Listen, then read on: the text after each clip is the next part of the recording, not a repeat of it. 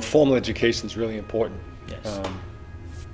Science, computer science is something that is changing the world. Yes. But there's a lot of really smart people who don't ultimately become successful because they don't have that necessary character, those intangibles that you need to be successful. We've been here going on 25 years, and I've been fortunate to be a head coach at 3 very different schools. You're not going to find in America, you're not going to find probably 3 more different schools than the University of Maine, a northern rural school, the University of Cincinnati, a major college school, sort of in the city, and then Harvard, which is obviously arguably, an iconic school, the oldest school in North America. And I think the biggest difference is, I enjoyed my experiences everywhere.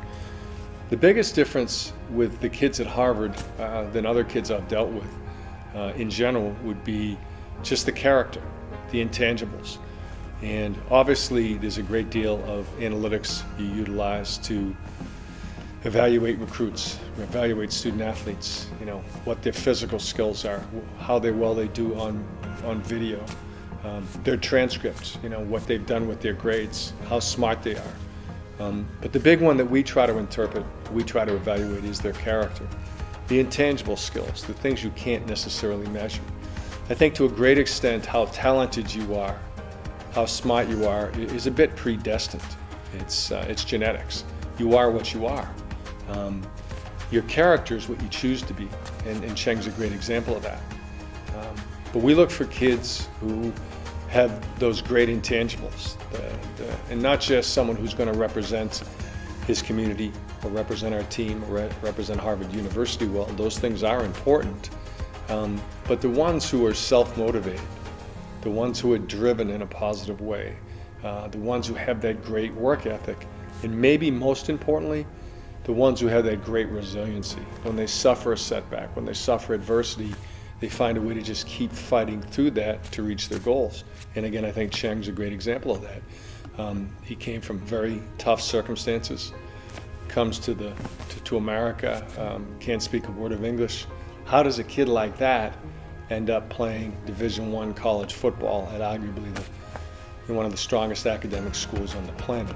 It had less to do with his intelligence and his athleticism than just his, what we call grit, his courage, his mental toughness, his resiliency, his ability to deal with adversity. Those are the type of kids that we look for, because for lack of a better way to put it, those are the type of people, those are the type of young people that sort of transcend what you think their physical, their athletic, or their academic limitations might be.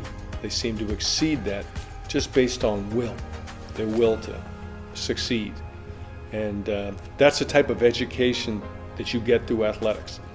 If you're in a computer science class, you get a great formal education. If you're in a chemistry class and you want to be a doctor, you get a great formal education. Well, the education they get through athletics is less formal, but every bit as important.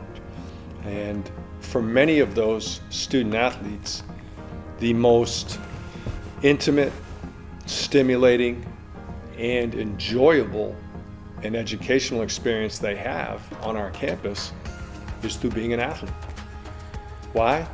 Well, the coaches really care. 2, it's a 4-year process. It's a 4-year course. It's not a 1-semester course, it's an 8-semester course. And by virtue of that, they sort of come out of here with a graduate degree in mental toughness, in success, in fighting through adversity.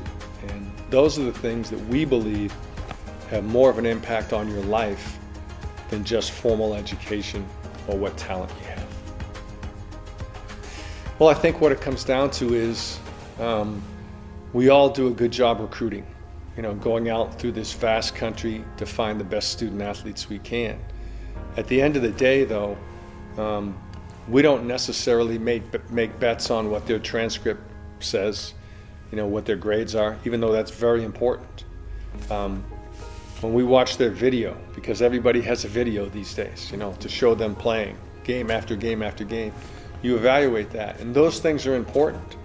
But at the end of the day, for me, it's spending time with these kids to sort of have a very subtle and low-key interview with them. And, you know, I think from my standpoint, I know how to work hard, and I've always had a good feel for people.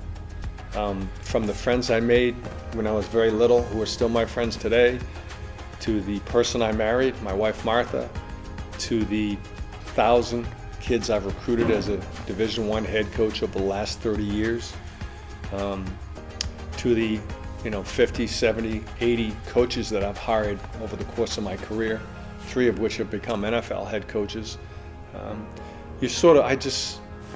I think a lot of successful people just go with their gut, their instincts, and that's what you make decisions on. We're not making bets on his video. We're not making bets on his transcript or someone else's.